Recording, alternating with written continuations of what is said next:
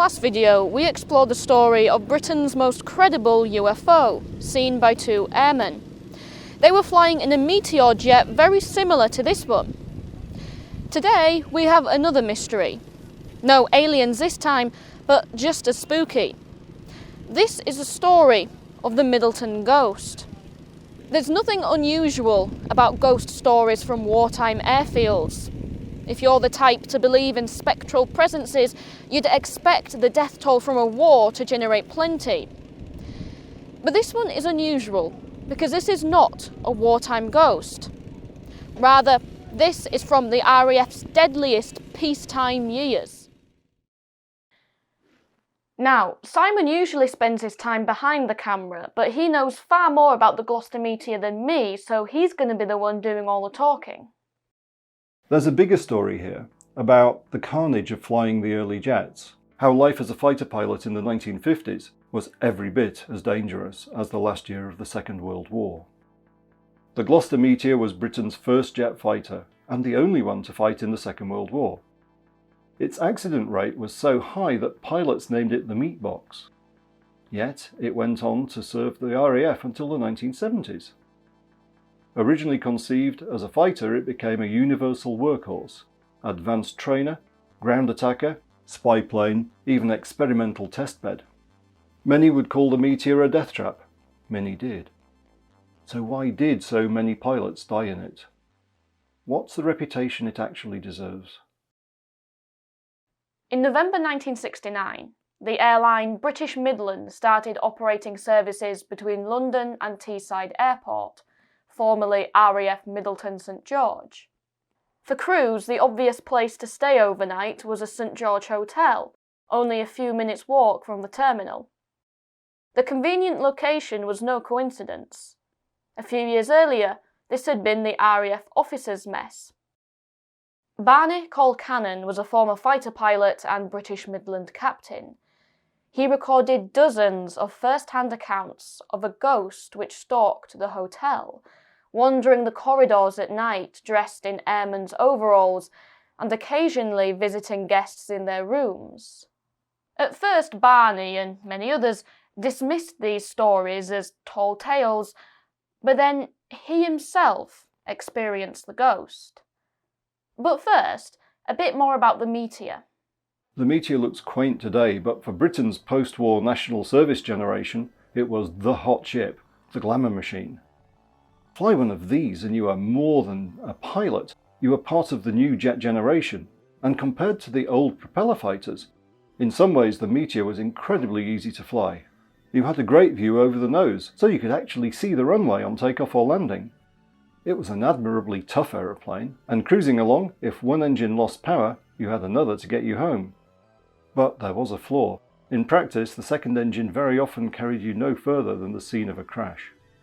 The dangers of these early jets are largely forgotten now, but the record is horrific. Out of the roughly 3,500 Meteors delivered to the RAF, 890 were lost. That's twice the entire strength of today's RAF. 436 of these accidents were fatal. One of them, from 1951, was a source of our ghost. Barney Colcannon recalls his experience with the ghost. I went to bed about 11 o'clock. It was very cold, and it always was in that area of the hotel. Got into bed when I felt this heavy, really heavy pressure on my lower legs. And as if a man or a heavy weight was sitting on them. And I just lifted my head and turned it round and said, F off. And it went. He might have just had sleep paralysis, but he wasn't the only one to record this type of encounter. Here are just a few of those he collected. A senior steward retired to his room at about 1 a.m. He was stone cold sober. He had not even closed his eyes when he was violently rolled from the bed and pinned to the floor. He struggled vainly against a terrific force holding him down, but was unable to rise. The weight pressing down over the whole of his body left him gasping for breath. After a period he estimates to have been between 1 and 2 minutes, the weight was lifted from his body, and everything returned to normal.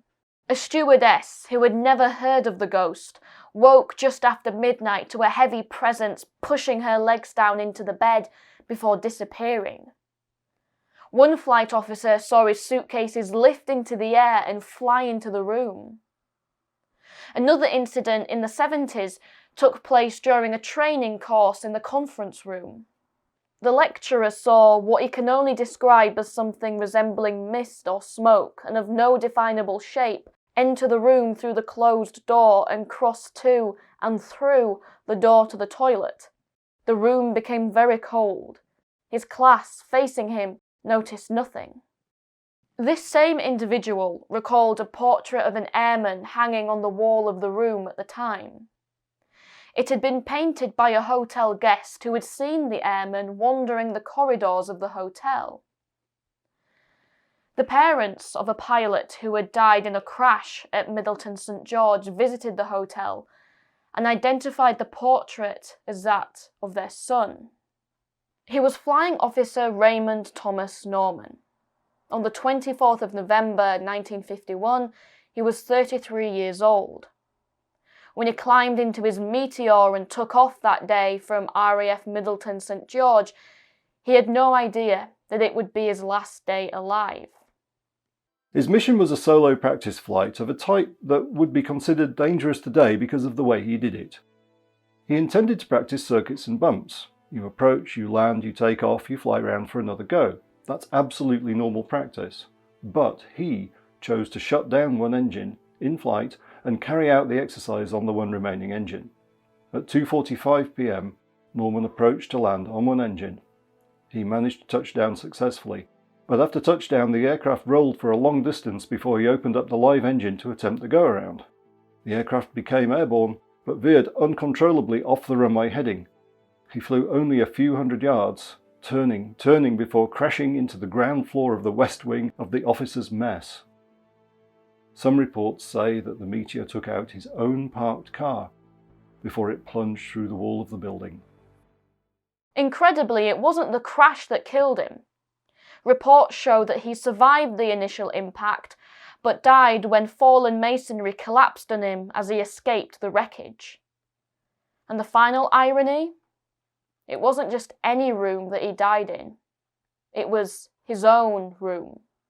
He was inexperienced in the Meteor and had not been given permission by his instructor to perform this manoeuvre. But this was a time in which officials often turned a blind eye to gung-ho experiments by pilots in new fighters. Norman was just one of hundreds of RAF pilots killed in accidents in peacetime in the Meteor. So why was it so dangerous? The early wartime engines available for the first Meteors were so low-powered that it needed two of them. The wide spacing meant a fire or explosion in one engine wouldn't immediately damage the other, but it also meant that with one at full power and the other producing nothing, the aircraft pulled hard to one side. By the 1950s, the engines were twice as powerful. Great for performance, but it meant the rudder and other controls couldn't overcome the turning force of single-engine flight at low speeds. While the Meteor's record shows a terrible death toll, it also had an amazingly long and distinguished career for a first-generation jet. In its day, it set record after record, at one point officially the fastest aircraft in the world. It was also a smash hit in export markets. The world's air forces wanted to transition to jets, and of all the first-generation combat jets, this was one of the most practical and easy to operate. So how should we judge the Meteor? Was it really a death trap? It certainly had a high accident rate, but I think the Meteor itself was better than the system it flew in. So many of those accidents could have been avoided with the approach that the modern RAF applies to flight safety. And not a single fighter pilot of the time would rather have gone to war in an old propeller fighter. Remarkably, 70 years after the type first flew, it still works for a living, testing new ejection seat designs for the Martin Baker Company. Over the decades, the Meteor's probably indirectly saved more lives than it ever cost. And how should we judge the Middleton ghost? Maybe it's real. Maybe it's just sleep paralysis and paranoia. In a way, it doesn't really matter. Because this story isn't really about the ghost. It's about how a whole generation of post-war pilots were wiped out in fatal accidents in the Meteor in peacetime, and how they've been almost totally forgotten in public memory. Flying Officer Norman rests in Darlington West Cemetery. He's not alone. Nearby, amidst the civilian deaths of the early post-war period, are a shocking number of RAF headstones. Aircrew from Middleton St George and nearby Croft, men who lost their lives in this hazardous period of early jet flight. Perhaps the cruel ironies of Flying Officer Norman's demise mean that if anyone is reluctant to rest in peace, it would be him.